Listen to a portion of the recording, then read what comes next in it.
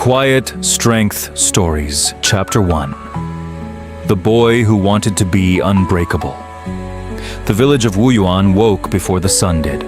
By the time the first thin thread of gold crept over the tiled rooftops, the market vendors had already set their stalls, the smell of steamed buns and salted plum filling the narrow lanes. Paper lanterns swayed from every doorway, their red glow softening the gray morning mist. It was the kind of place where time moved, like the river beside it, steady, unhurried, and indifferent to rushing. 13-year-old Yen ran through those lanes every morning, not because he wanted to, but because he had to outrun the feeling that had lived inside his chest since his father left. It was a restless, hollow thing. An ache that sharpened every time a teacher spoke about patience, every time an elder praised the calm boys, every time Yen looked at his own trembling hands and wondered why nothing in him ever stayed still. He had heard about the monastery on the hill his whole life. The old men there, the monks who had not left those stone walls in decades, were said to possess something the village could not name, but deeply recognized. An unshakable quality, a stillness that no storm could reach. The other children called them ghosts. Yen called them what he needed most, proof that a person could be built strong from the inside. The pine does not beg the wind to stop. It simply learns to bend without breaking, and in that bending, it grows deeper roots. On a Tuesday, cold with the smell of coming rain, Yen climbed the hill. The monastery gate was ancient cedar, dark with age, carved with a single Japanese proverb he could not yet read. He would later learn it said, "Fall 7 times, stand 8. He knocked 3 times. Silence. He knocked again. The gate opened. The oldest monk, Brother Hideo, 91 years old and bent like a question mark, looked at the boy without surprise, as though he had been expected. He said nothing for a long while. He studied Yen the way a craftsman studies raw wood, not judging it, just understanding what it might become. "Why are you here?" the old monk finally asked. His voice was low, unhurried, the voice of a man who had made peace with silence. Yen opened his mouth to say something impressive, something disciplined sounding.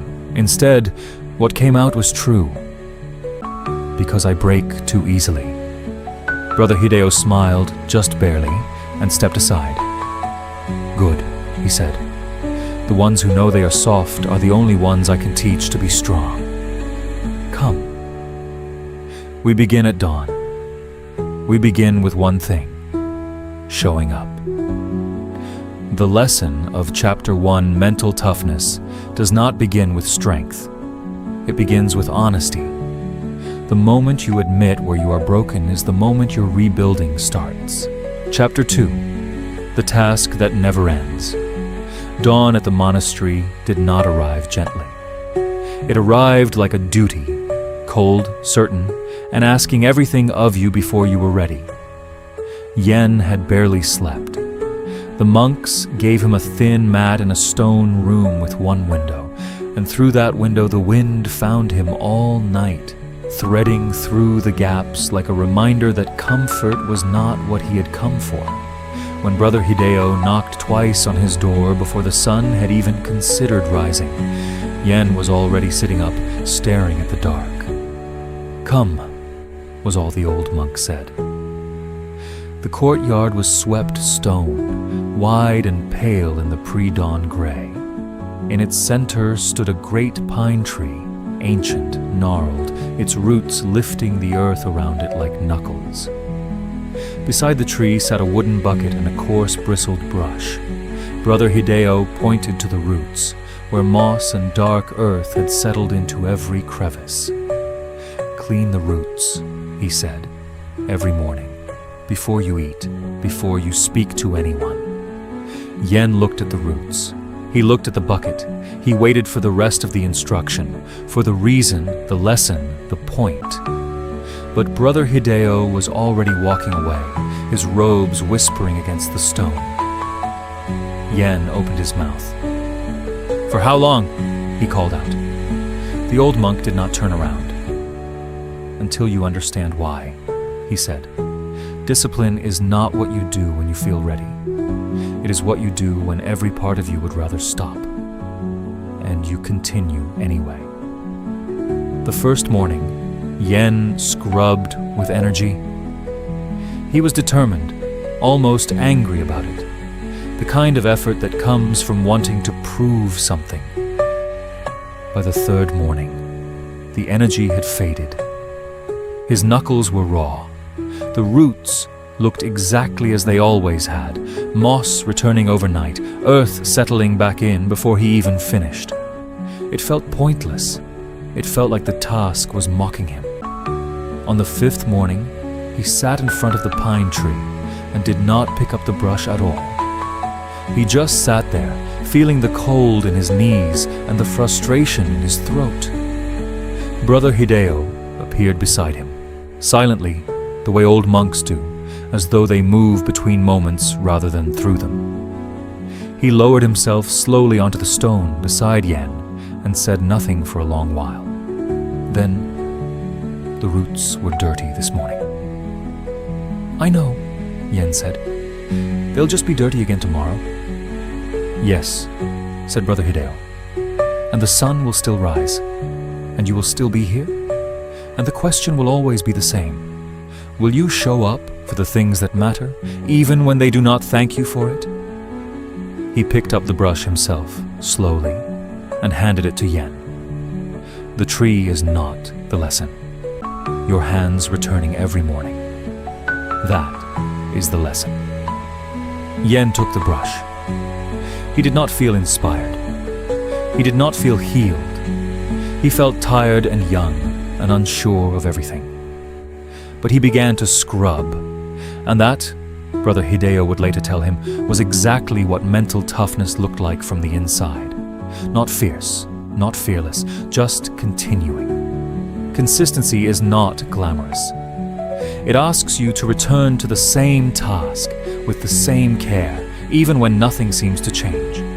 That returning, day after day, is how a mind becomes unshakable. Chapter 3.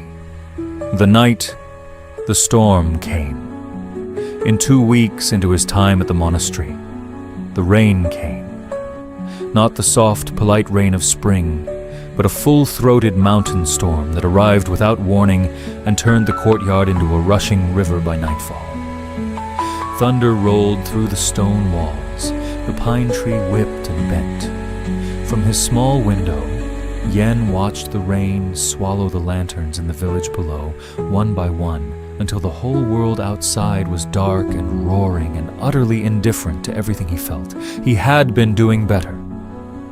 7 mornings in a row he had risen before Brother Hideo knocked, taken his brush to the roots of the pine, worked through the cold without complaint. Something had quietly shifted in him. Not confidence exactly, but a kind of willingness.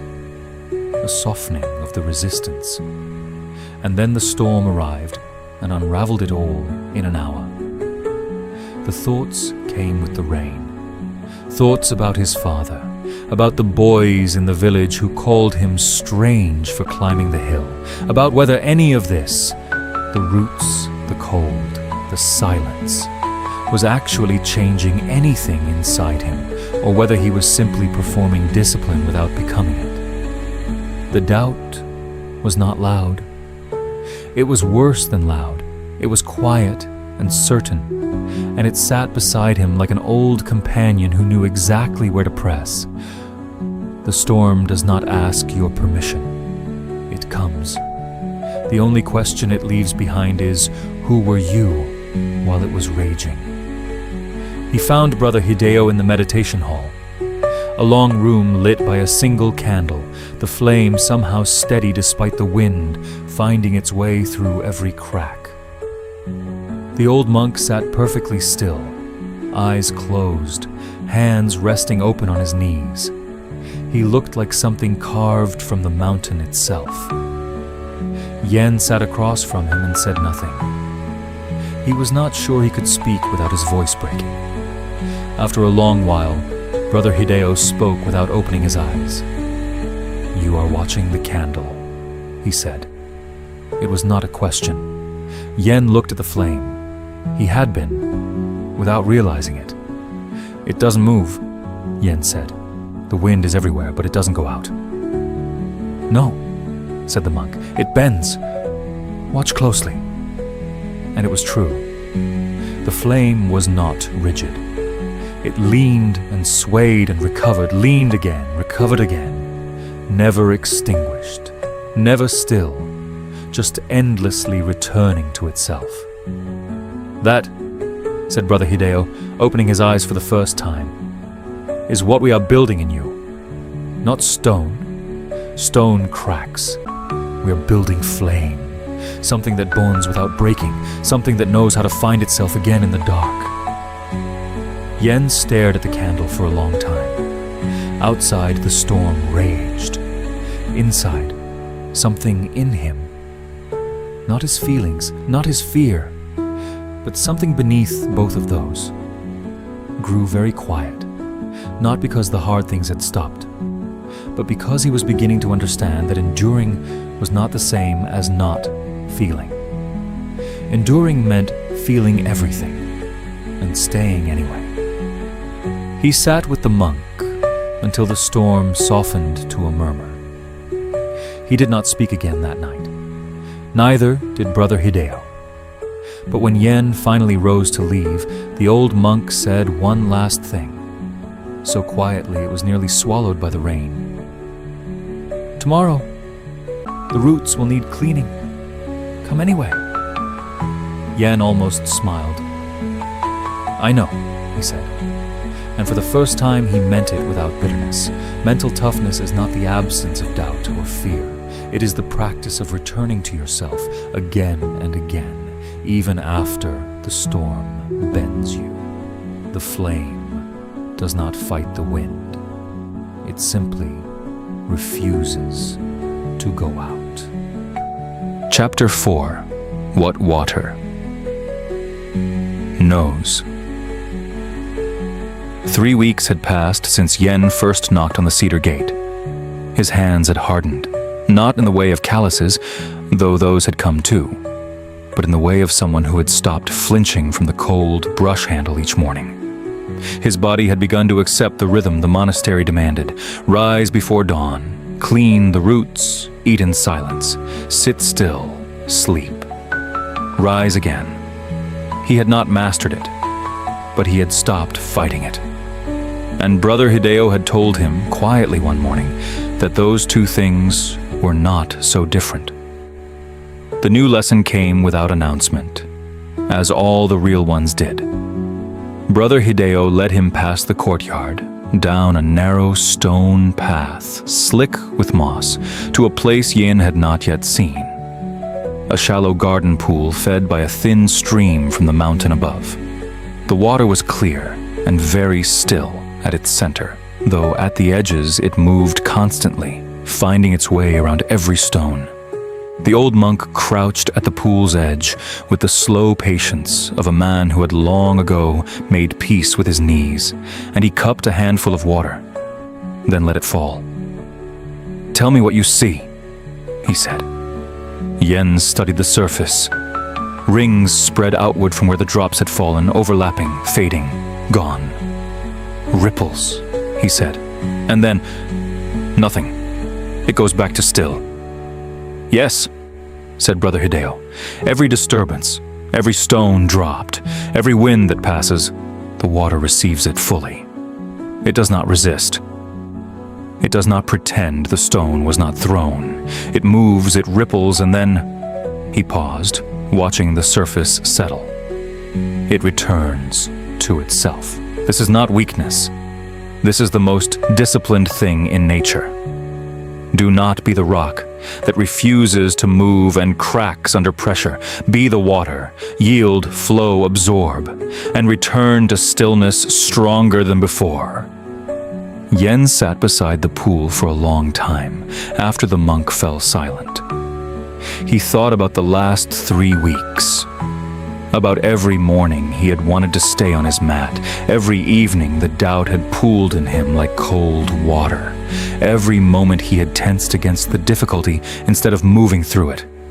He had been trying to become stone, immovable, unaffected.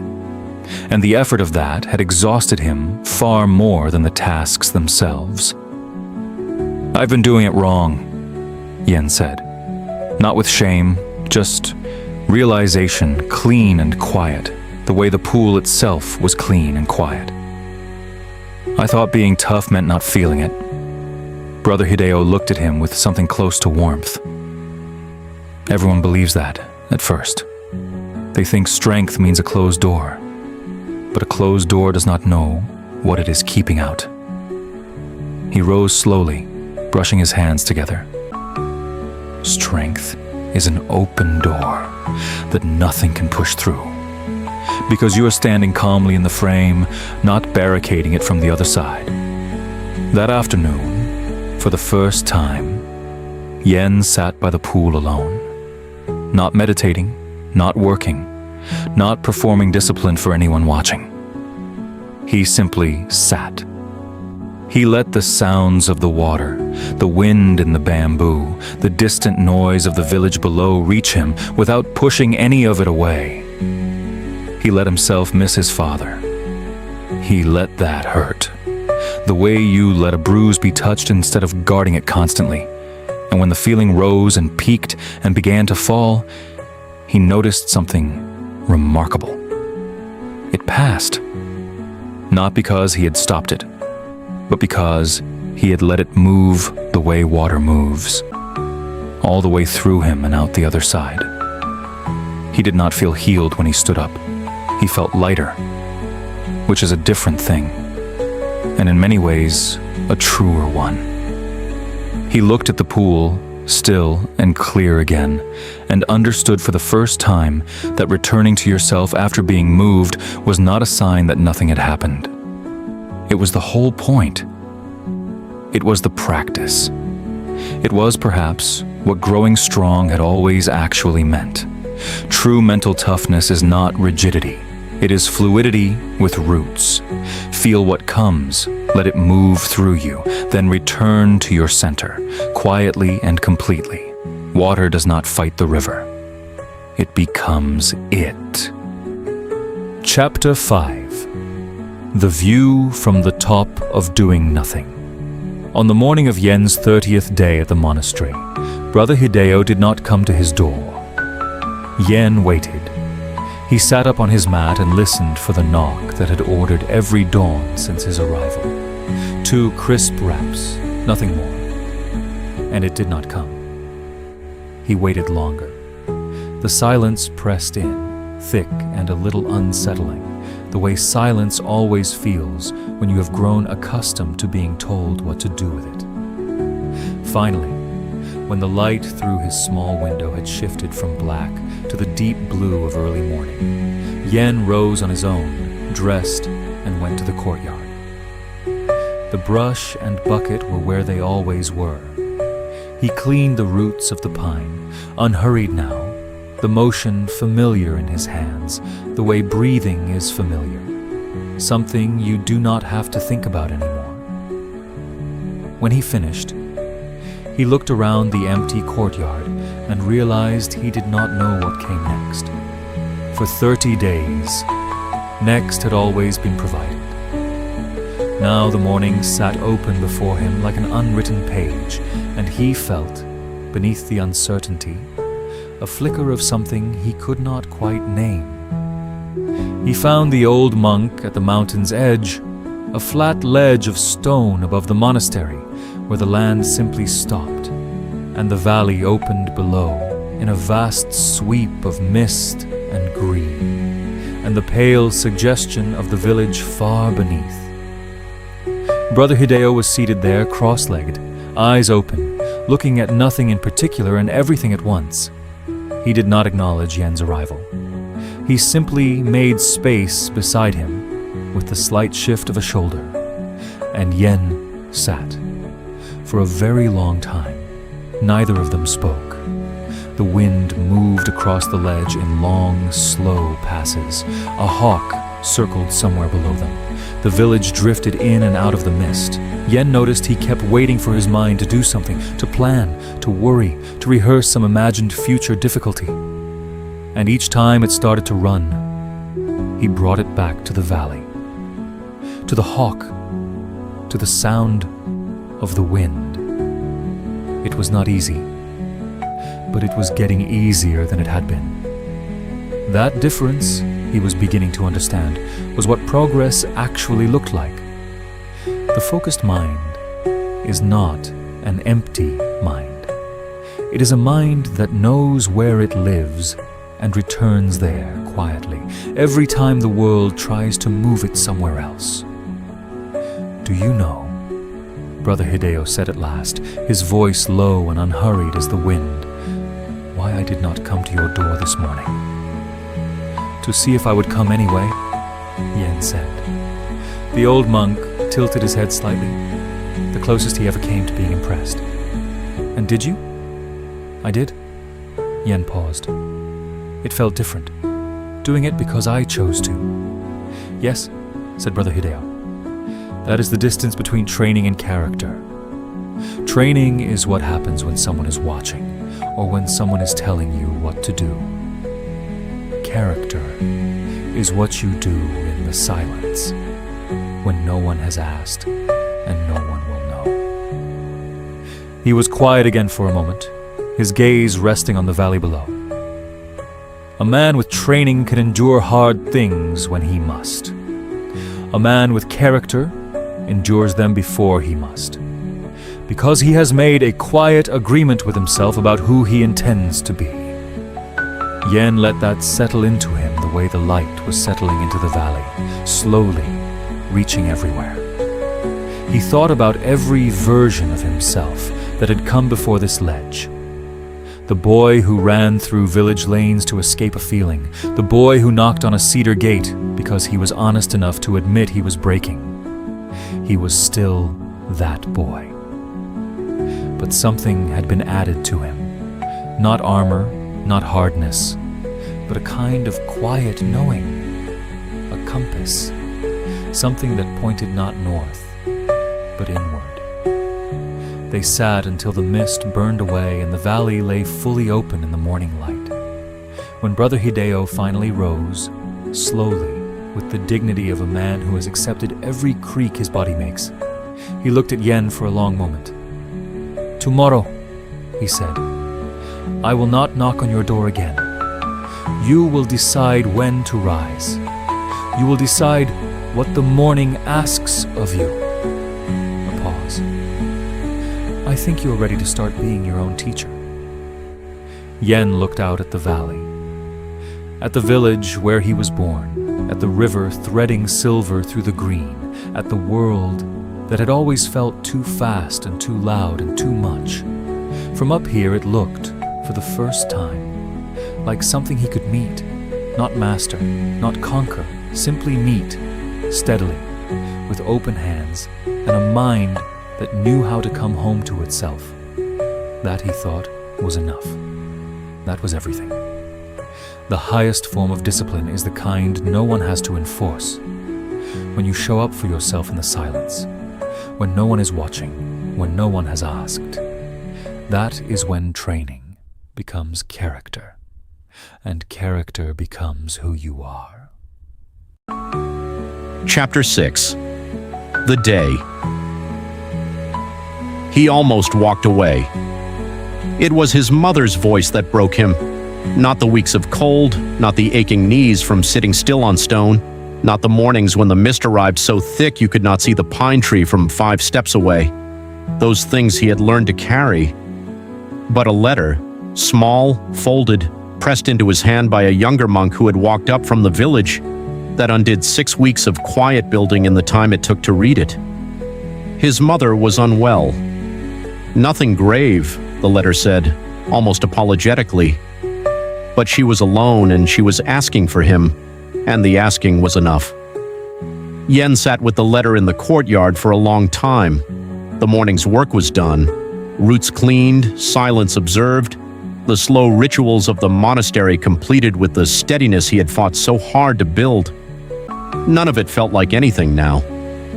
The old ache had returned, wider than before, because now it had a name and a direction: home. He wanted to go home. And beneath that want was a sharper feeling still, guilt, creeping and cold, that he had ever left at all.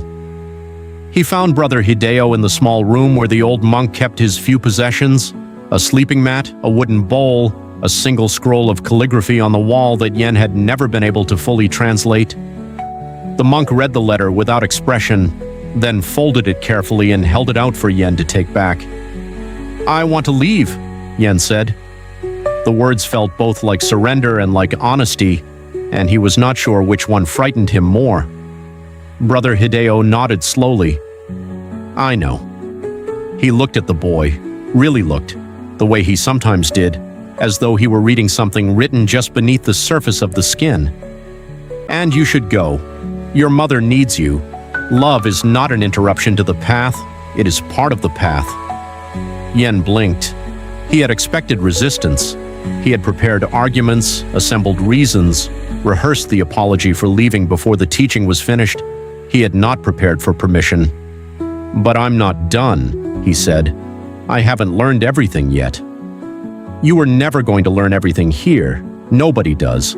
The monastery is not where the strength lives. It was only where you remembered you had it." The old monk rose and walked to the window, the same narrow window through which Yen had first seen the monastery from below, a distant thing on a hill that seemed to belong to a different world.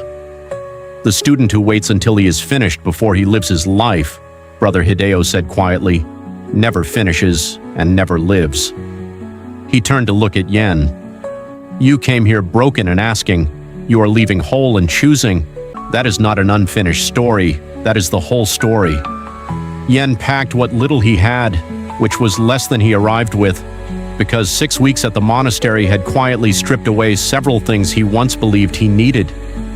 He stood at the cedar gate in the early afternoon, the village visible far below through a gap in the trees, smoke rising from the rooftops, the sound of the market carried upward on the wind. Everything familiar, everything the same.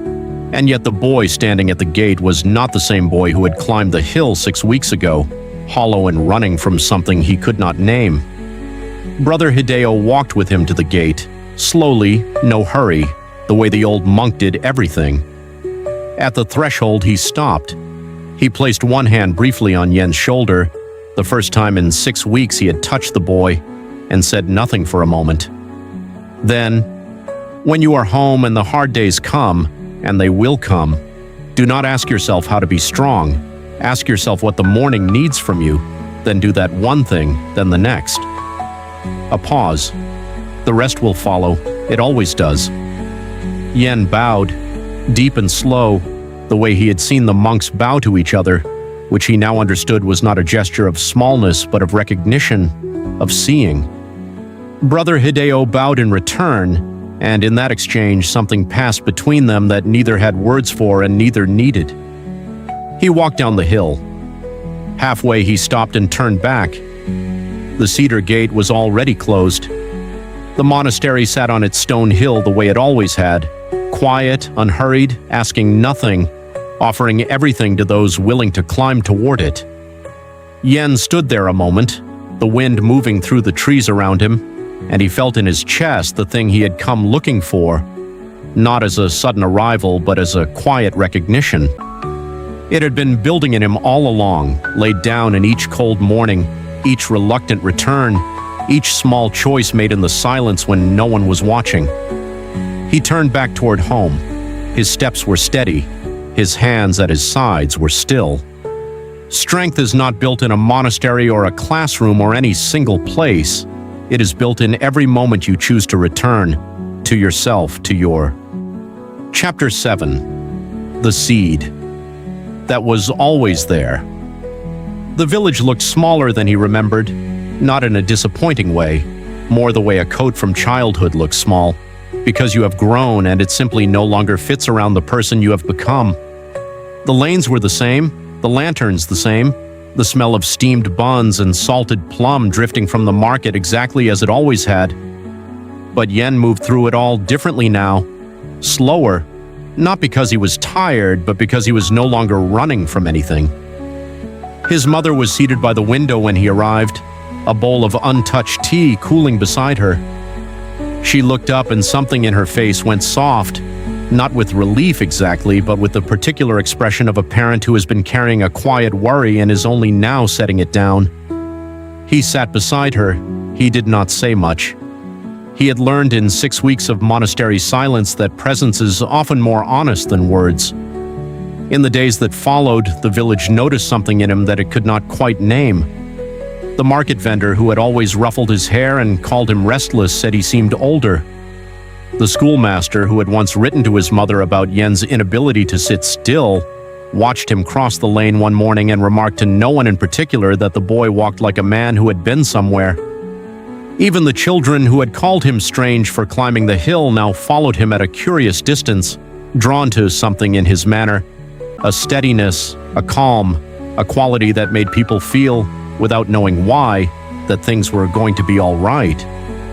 But it was not all easy. The hard days came, just as Brother Hideo had promised.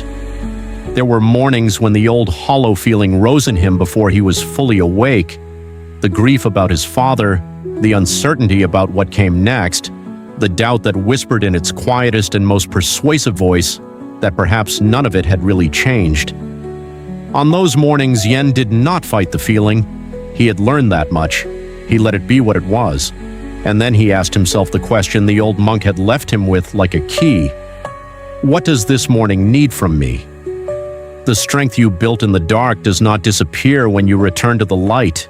It is waiting in your hands every time you choose to begin again. The answer was always small. Make tea, sit with his mother, sweep the step, tend to one thing at a time with full attention, the way he had tended to the pine tree roots in the cold monastery dawn. And in the tending, in the small unhurried returning to the task at hand, he found the same thing he had found on the stone ledge overlooking the valley. Not triumph, not certainty, but something steadier than either. Groundedness. The quiet assurance of a person who knows in their bones that they can face what comes. One afternoon, a younger boy from the lane, perhaps 10 years old, thin and skittish as a sparrow, appeared at the doorway and asked without much preamble why Yen had gone to the monastery and what they did to him up there. Yen considered this seriously, the way he had learned to consider things. "They didn't do anything to me," he said at last. "They just kept asking me to show up. Every morning the same, cold or not, ready or not." He paused. "And eventually showing up stopped being something I had to decide and became just who I was." The boy looked at him with the wide, searching expression of someone hearing something they almost understand. "And that made you strong?" he asked. Yen thought about the candle in the storm, about the water returning to stillness, about his own trembling hands on the morning he first climbed the hill and how still they had been on the morning he left. "It didn't make me strong," he said. "It showed me I already was. I just hadn't shown up long enough to find out." That evening, Yen climbed to the flat roof of his mother's house, a place he had gone as a child to watch the lanterns in the village come alive at dusk. And he sat there in the way he had learned to sit, present, unhurried, open.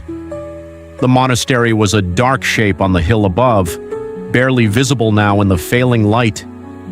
He did not feel far from it. He carried it with him the way you carry anything that has changed you, not as a memory you return to, but as a way of moving through the world that is simply now your own. Yen faces his greatest real-world test. His father returns unexpectedly to the village. Everything he has built, the stillness, the patience, the quiet strength, meets its hardest moment. Brother Hideo's final teaching is revealed, left for Yen in a letter to be opened only when he was ready. The story closes not with resolution, but with the most powerful thing of all, a choice. The monastery was never the destination, it was the mirror. The strength was always you.